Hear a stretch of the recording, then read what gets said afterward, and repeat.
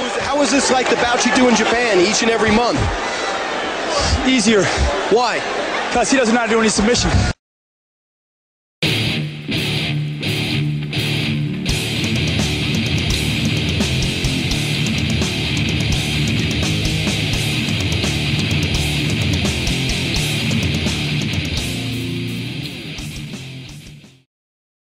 All right, welcome everybody to this edition of The Edge on 2xzone.com. I am joined by the world's most dangerous man and UFC Hall of Famer, Ken Shamrock. Ken, thanks so much for taking the time today.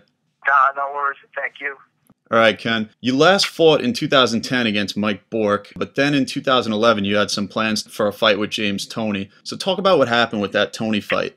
Well, to tell you the truth, I don't quite know what happened to that James Toney fight. You know, we started talking and did some press stuff trying to launch that fight. And then Tony went overseas and had, defended his title, ended up losing his title.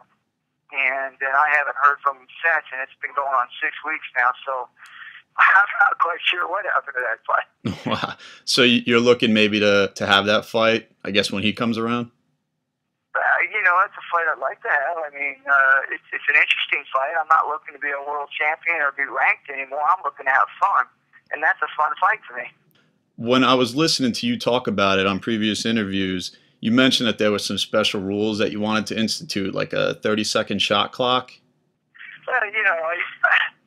Just out on that fight, although I think that definitely will help guys that have been, striking their whole life. Be able to kind of maybe even make a move to come over to MMA. Just as MMA guys to go over to boxing and kickboxing and have fun with that. Because the way the rules are set up now, I think even for the fans, they think it's boring sometimes where you get guys come in, they shoot, kick a guy down, and then they basically look like they're busy, but they're really not trying to finish the fight. They're just trying to steal rounds. And to me, after a while, that's going to get boring. So I'm just trying to figure out a way to make something that's already good better. Makes sense. Looking forward to, if you do have anything on tap in 2012, would there be a certain type of fighter that you'd want to take on, maybe a guy that fits a certain profile? No, not really a profile, because I don't want to handpick my opponents. Basically what I want to do is I want to fight, guys that won. Maybe back when I was supposed to fight and it didn't happen. Or something that I think is interesting for myself and the fans. So, like fighting a world champion boxer, that's something you throw some rules in there, make the fight a little faster pace. I think that's interesting. And then, guys like my brother Frank, definitely that's an interesting one. Maybe someday we'll get to have. And then, even guys like Dan Severn, where that, we should have had a third match a long time ago. Tank Abbott was one I wanted to have, but I just don't think Tank Abbott's even up to par to even try and have something like that. Because to me, you got to be able to, for the fans, you got to be able to sell the fight to the fans. Fans have got to know, hey, this could be competitive. So, those are the kind of fights I'm looking for. Ones that are interesting to me, they're fun, and also that the fans will actually buy into and love to see. You've had, obviously, a long, illustrious career. I know lately you've had some injuries to deal with, so maybe it's even those fans, or as some of your critics might say, hey, Ken, you had a great career, why push it? Maybe you should think about hanging it up. How do you respond to those critics? I guess, in a sense, if those critics, are thinking that I'm trying to do this because I'm trying to make a career out of this, I've already done that. Right. What I'm doing now is basically to open up Christmas gifts on Christmas Day morning. This is fun to me. I enjoy it. It's exciting. So it's kind of like telling somebody they can't play anymore and you're going to sit on the couch and die. If I love doing something and I enjoy doing it and I put the time in to build something, then I should be able to go out and have some fun with it. And just right now, I'm just having fun.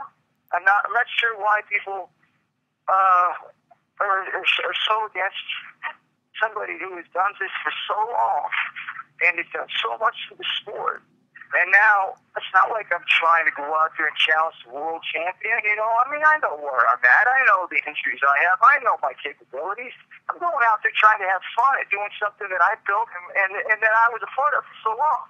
You know what? You're right. I think a lot of the guys that are in UFC today, for whatever reason, maybe they lose the aspect of having fun doing it. maybe because they look at it as a business or whatnot. So I think it's definitely a great thing that you're looking at it, the way you do, and you take that perspective now. And I'm sure your success is definitely going to continue with that attitude. Well, I look at it like this too. I've had disappointments. I've done this, and I've basically made a name for myself. I got put into the Hall of Fame. I made some good money at it. I have really, really enjoyed being able to go out there and fights that are interesting. I've had to fight guys that were number one, number two my whole career. And I had to go out there and fight guys that maybe I wasn't even prepared for at the time because of an injury. But I was forced to do these things. I'm in a position now where I'm not forced to do anything other than things that I want to do. And so I have an opportunity to go out there and be able to have fun. So I want to kind of take it back a little bit to your beginnings when you started with Pancrase. So how'd you first get involved with them? Actually, I was doing some pro wrestling, I don't know, probably for about a year. And then I met a guy named Dean Malenko. He showed me a videotape with this stuff going on over in Japan. And at the time, it was called UWF. And I remember watching it. It was actually Minoru Suzuki and Masakatsu Funaki. Those are the two guys on the tape that I saw. And they were doing this punching and the kicks, and then they would take each other down. And they were working for these leg submissions and then arm bars and chokes. I remember watching this, and I said, wow. I mean, I've never seen it like that before. So I asked Dean, I said, how do I get involved in that? And so he hooked me up with a guy named Sammy Saranaka. He lived in Florida at the time. He was actually the booker from California who found talent for this organization. And then I went over and did a tryout. And I went against about 4 or 5 guys, and ended up, pretty much smoking all of them because I had a pretty good background in wrestling, and I did some tough matches. So I mean, I wasn't, a wimp at the time.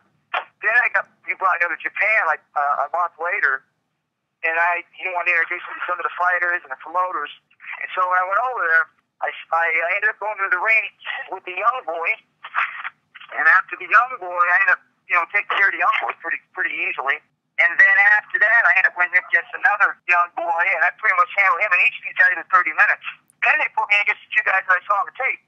First one was Suzuki, and he choked me out, armbarred me, leg locked me. I mean, it was like he was toying with me.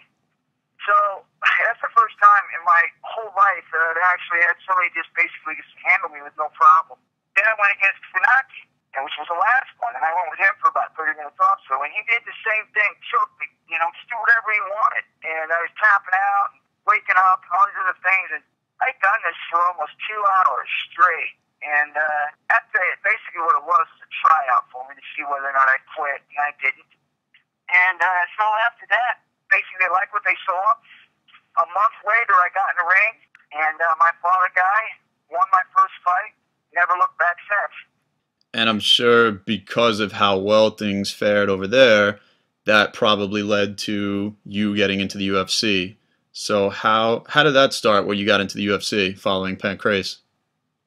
Well, one of my students, because I had started the Lions thing, because over here there was really nowhere to train, to stand up in the ground together. So I started building a team so that I had somebody to train with. And that was the Lions Den. Well, after I had gotten going with that for about a year, one of my students came to me and he showed me this little flyer thing that he had. And it basically said, no holds barred. And it was a fight, and they were going to hold it in Denver, Colorado. And I remember saying to myself, that's not real. It's like pro wrestling. And then I went and called a guy named Art Davies. And basically I asked him what's going on. And he goes, it's the real deal, man. I mean, you go in there and you can do whatever you want to do. And as long as, you sign the papers. And I didn't know it was going to happen. I really didn't believe. Because, we never saw anything like that. I mean, that's illegal to punch somebody bare knuckle.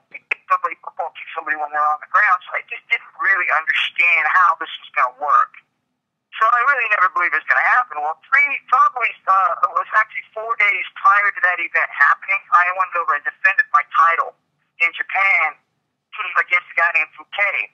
And I ended up knocking him out with a knee.